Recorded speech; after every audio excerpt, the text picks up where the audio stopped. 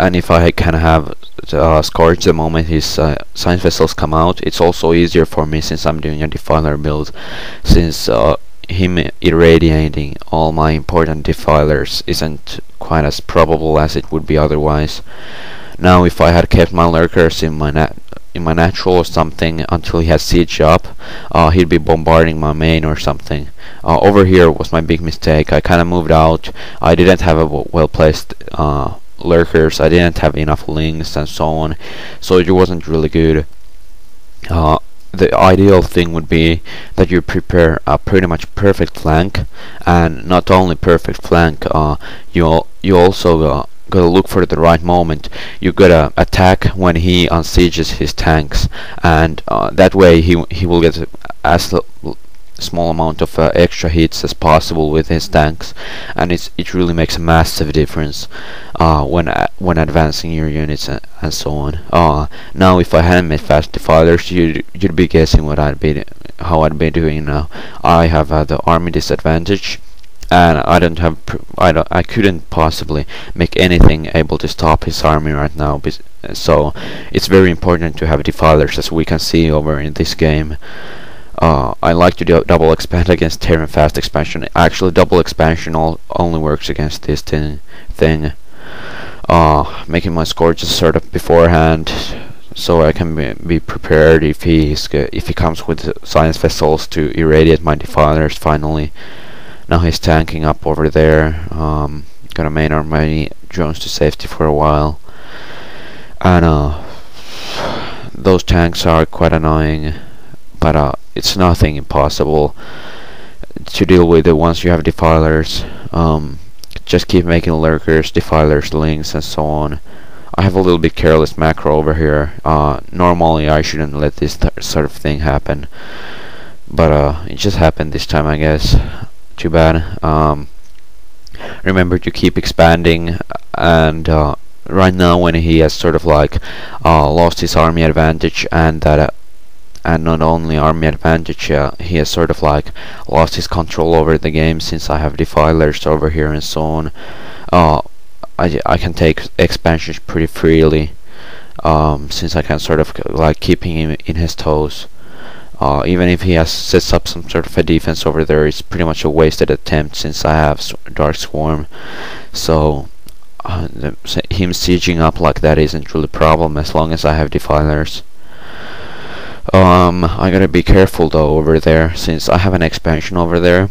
It's very valuable for me.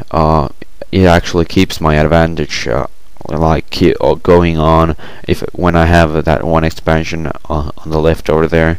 So it's important to be able to keep that. I was a little bit afraid that he'd actually try to sneak some M&M army over there. I had one lurker and I'd be able to make some links over there, but I don't think that it'd be enough if the real deal came on. So I gotta be careful. Thankfully he was pretty busy containing me over here, so it wasn't really a problem for me. Also, I'm making a sunken colony over there, since I saw that he has vultures. So it's probable that he might try to run past my lurker on the ramp, and well, actually, it's most likely gonna happen. And in that case, I'm gonna need the sunken colony to protect my drones. And I can now I make links over here, so I can kill that vulture off, and whatever future stuff besides that expansion has enough drones now. Remember to keep making hatcheries and more expansions. The more money you have, the more expansions you make, and the more unit production hatcheries you make. It's actually a pretty good guideline until you're sure you're doing the right stuff and you know for sure what you're doing and so on. Keep taking more expansions, since even if the expansion itself doesn't pay off, it still keeps him elsewhere than somewhere at some spot instead of being elsewhere. So it actually is some sort of insurance that if he attacks over there, then he might not be over somewhere else. So it's good to keep expanding. Besides, if he doesn't take them off early on, they're gonna pay themselves off like so much. And keep making I keep driving him back with Dark Swarms and Lurkers, very careless macro. Thankfully, I already have ultras, so so I can pretty much get my economy down in a matter of seconds, since ultras are like the ultimate way of spending money.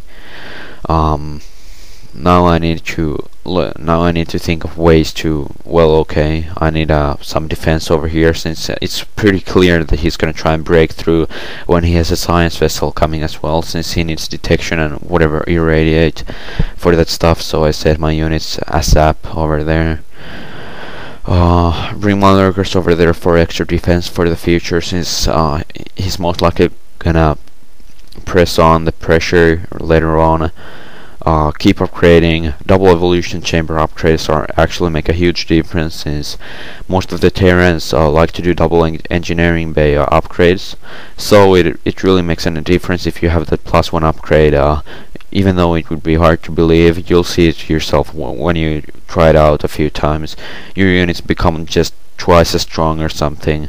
And with this build, I have so much gas income that I'm able to make a double evolution chamber upgrades. A blue storm, if I'm not able to get the second gas expansion easy, I might not be able to make a double evolution chamber upgrade, since I need the gas so badly for other stuff.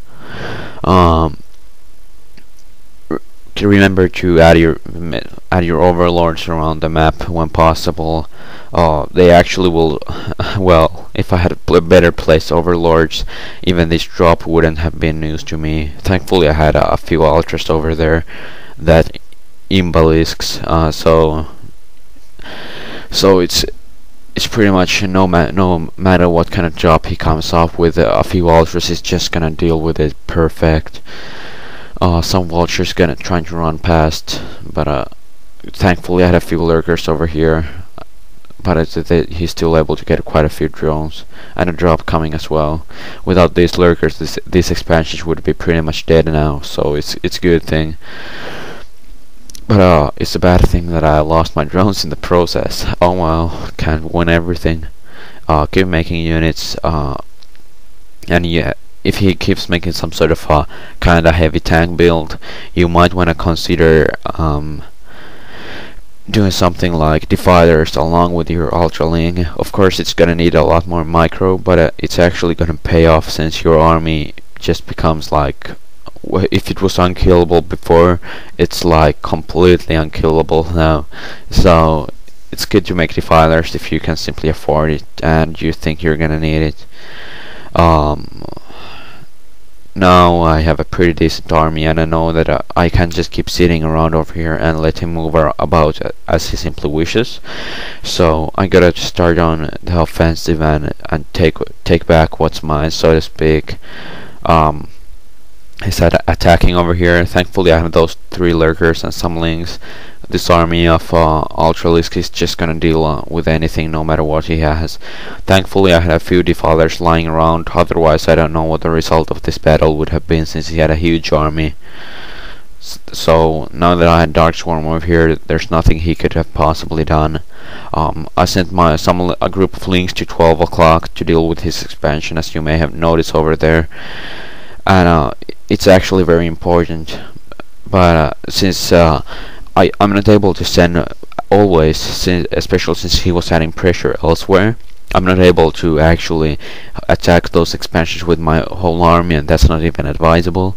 But sending like one group of links to deal with expansions is like very good, since they deal with a lot of damage. They can kill marina medics if there's not too many of them, and so on.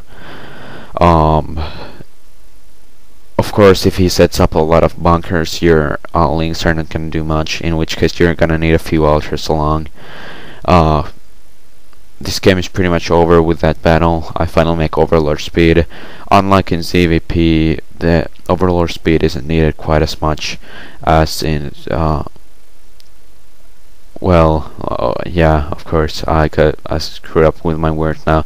In ZvP, Overlord speed is needed much more, since if it has Corsair